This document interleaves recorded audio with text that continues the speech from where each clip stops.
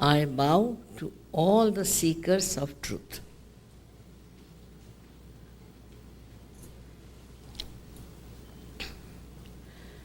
When we are seeking the truth, we must know what we have to seek, what we have to have.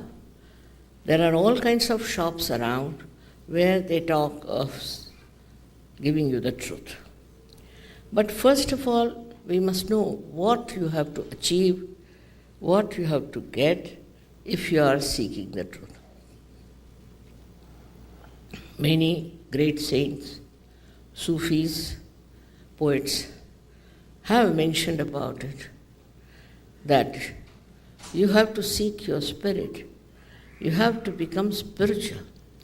But nobody has been able to achieve that. Maybe the circumstances were not like that.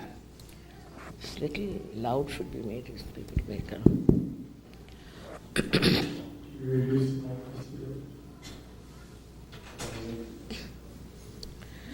Now, when we talk of truth, we have to know that the truth is very simple to understand. First, we must know the instrument of truth. That is, you are not this body, this mind, these emotions, these feelings, these thoughts, but you are the pure spirit. You are the pure spirit. And that has to happen to you, that you become the spirit.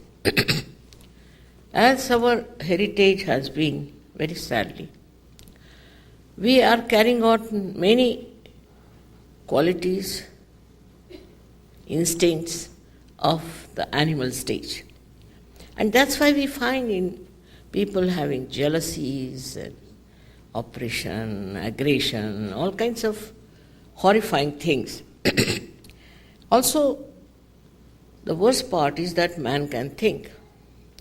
And in his awareness, in his thinking, he can also justify through his rationality to whatever he is doing.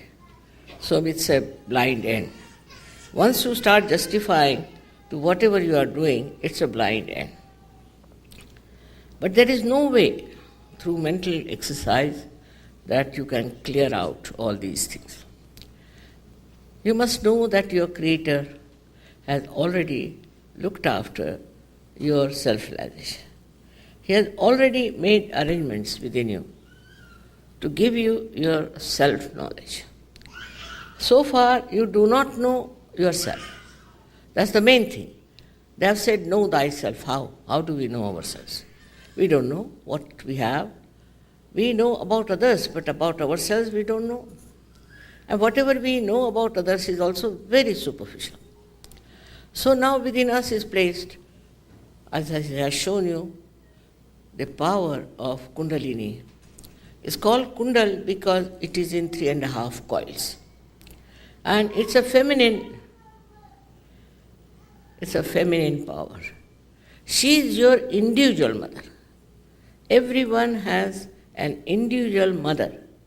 And she has tape recorded all about you, about your mistakes, about what you want, what are your aspirations. Everything this mother has recorded within herself. Now she is just waiting for the second birth. Because it is your own power, you have to get it. Sahaja means with, and Jai is born. Born with you is the right, is the birthright. That you get this yoga means the union with the divine power. Now when I say there is divine power all around us, and it does all the living work, we have to just know that there is a power. And everybody has called it by different names. Somebody has called it Ruh. Somebody has called it Param Chaitanya. Somebody has called it the cool breeze of the Holy Ghost. All this has been on, but people don't know where is that power.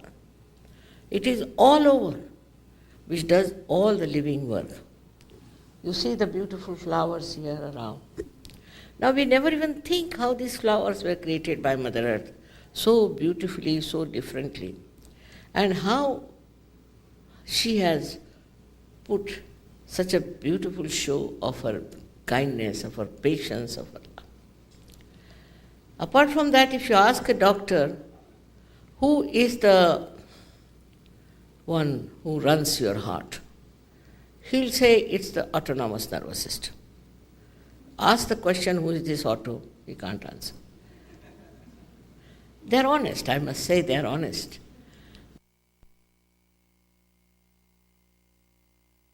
It's done without any one of our efforts, effortlessly, and who does that work? So this all-pervading power of divine love, which you can call by any name, is around us. And it works out everything for us. This power knows everything about us. Also, it looks after us. It guides us. It thinks. It organizes. But above all, this power loves you. It's nothing but love and compassion. People have never known that they are loved by this all-pervading power. And when you start doing something against yourself, which is not love for yourself, then she punishes you in a way to guide you to the proper side.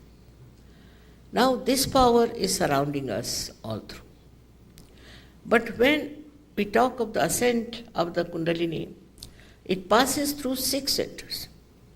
You have seen that. The red one is the lowest one, we can call it the first or the 7th, is the power there to protect our morality, to protect the Mother Kundalini. When this power rises, she passes through 6 centers. And these 6 centers she enlightens. With that enlightenment, we get so many benefits. Because these centers are responsible for our physical, mental, emotional, and spiritual being. Now, imagine this power passes through this. And this is the last breakthrough of our evolution. You have come to the human awareness, I've already told you what is our heritage is. No use condemning people, no use condemning others or ourselves. But it is the heritage you have got. And this heritage that you have got troubles you, troubles the whole world. So now you have to become a personality which is absolutely spiritual, which is superhuman being, you can call it. When this Kundalini rises, she gives you such a lot of powers. First, as he must have told, I have told them what are the benefits of the chakras. No? Yeah. He has already told you that these benefits manifest within us, and we see that we become a very special personality.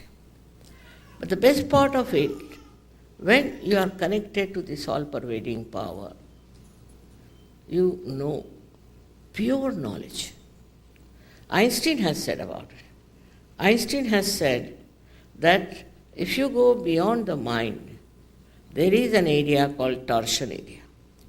And if you can somehow or other touch that torsion area, then you get absolute knowledge. He himself was tired of finding out the theory of relativity. And he was sitting in his garden after all that efforts he had put in his laboratory, and suddenly he says, I was playing with the soap bubbles, and from somewhere unknown, this theory of relativity dawned upon him. He calls that unknown place as torsion area. This torsion area we all can touch. By that you get pure knowledge. Whatever you know can be verified by scientific method. Science is just a knowledge from the torsion area that people try to find out, and when they find out, we think it's a very research. There's no research.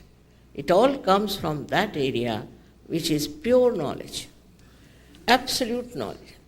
Our knowledge is not absolute. But when you become, I should say, a Sahaja yogi, you can feel on your fingertips what's wrong with your centers, what's wrong with the centers of others. Because you also become collectively conscious. You become collective. Now, can you imagine if we all know that we are part and parcel of one great personality? How can we fight? With whom to fight? Who is the other? This finger doesn't fight with another finger, does it? Because it is aware that they are part and parcel of one body. That's what happens to you. You become collective. And once you are collective, your knowledge of collective is also great. First of all, you know about your centers, and you know about the centers of others. If you can correct your centers, you can correct the centers of others also. This is something, such a power you have. Thus, you can get rid of your diseases easily. You can get rid of your imbalances. You can get rid of your schizophrenia and all those things. So many things you can get rid of. And we have definitely found out that it works. It does work. You can know yourself what's wrong with yourself and what's wrong with others. Then you don't condemn yourself, but you correct yourself. And once you correct yourself, you become a master. You become a master and you can correct others also.